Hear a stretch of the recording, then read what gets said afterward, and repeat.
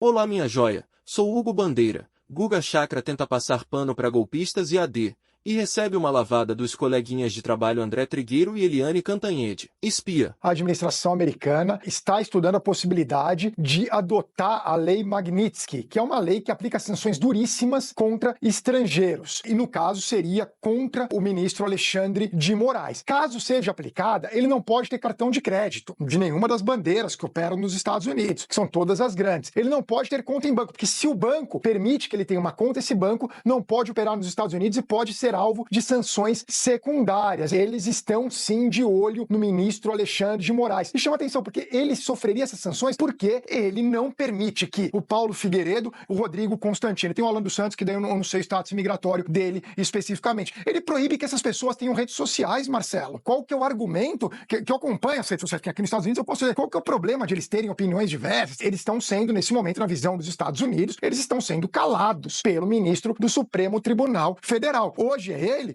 num outro dia pode ser eu. Eu acho isso extremamente grave. Eu sou um grande entusiasta da primeira emenda da Constituição americana que garante a liberdade de expressão. E por causa desse detalhe de bloquear especificamente essas três pessoas, ele pode ser alvo de sanções duríssimas, o ministro Alexandre de Moraes. É muito comum que os jornalistas que moram nos Estados Unidos tenham essa visão de que pode tudo.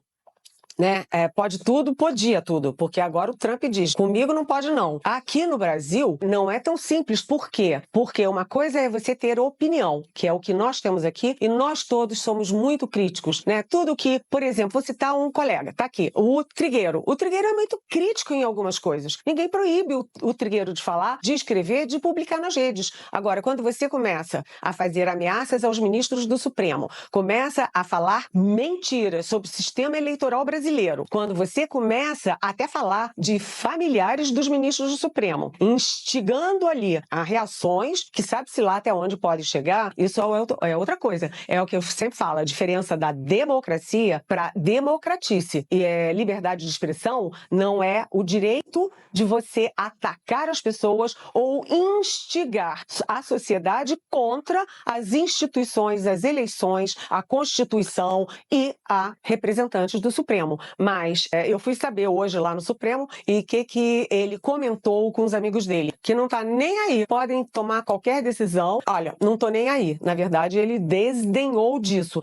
Mas o que há também no Supremo é a constatação do efeito deletério do trabalho lá do deputado licenciado Eduardo Bolsonaro, que está nos Estados Unidos fazendo uma campanha contra as instituições brasileiras e particularmente contra o ministro do Supremo Tribunal Federal. Até onde eu sei, você pode achar que teve fraudes, enfim, a pessoa tem o direito de se expressar sendo verdade ou não. Mas, enfim, por causa disso, o ministro do Supremo pode sofrer essas sanções que vai causar uma grande repercussão diplomática, enquanto tem um processo que você explicou agora, seríssimo em andamento no Brasil, tudo, inclusive agora a gente está discutindo esse tema, por algo que aparentemente é menor. Libera as redes sociais, deixa ali as pessoas expressarem suas opiniões e deixa as pessoas discordarem. A pessoa tem direito de opinião, por mais... Sim, tá certo, é verdade. Eu tô aqui há 20 anos e sou meio contaminado pela primeira emenda. Queria te dizer uma coisa. A gente passou por uma real tentativa de golpe de Estado. Quando você critica aleatoriamente o processo eleitoral, o resultado da eleição, isso é opinião. Mas se você faz parte de um esquema para criar as condições, manipular mentes e corações contra as instituições, contra a eleição, contra o candidato vitorioso, contra o ministro Alexandre de Moraes, isso é parte de um esquema. A gente não pode ser ingênuo de achar que é o Paulo Figueiredo pensando na cabeça dele, é o outro,